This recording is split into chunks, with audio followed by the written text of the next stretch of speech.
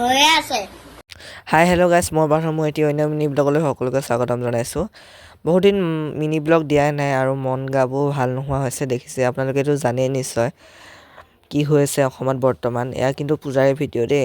মই সেইদিনাখন লেঙেলে বুলি গৈছিলোঁ, মানে তাত যোনভাগ পূজা হয় সেইভাগ মই প্ৰায় 4 বছৰমান হ'ল নেকি নোচোৱা। সেইবাবে বোলো এইবছৰ বোলো তাতে চাওঁ, সেইবাবে তালৈ গ'লো। এইপিনে ভাইটি এটা চকলেট দিলে আৰু অকণমান আমাৰ ইয়াত লেঙেৰিখন দেখাই দিছোঁ দেই। এয়া দেখিছে অকণমান আগত গৈ তিনিআলিটা পায়, তাতেই পূজাভাগ হয়।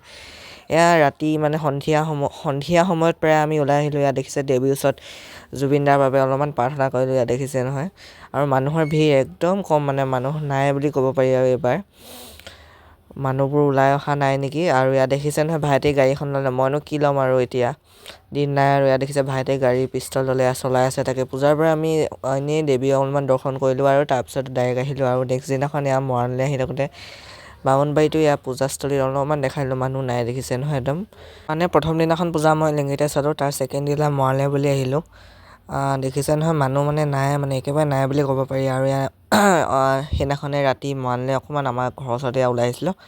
এয়া জুবিন দাক এয়া দেখিছে নহয় কিমান ধুনীয়াকৈ, জুবিন দা যিহেতু প্ৰকৃতি খুব ভাল পাইছিলে, জীৱ জন্তু চৰাই চিৰিকটি, সেইবাবে দেখিছে নহয় কিমান ধুনীয়াকৈ মানে বনাইছে। দেখিছে নহয় এইটো গঁড়, হৰিণা, বাঘ, আন ঢেৰ কিবাকিবি জীৱ জন্তু ইয়াতে দেখিছে কেনেধৰণে লগাই দিছে।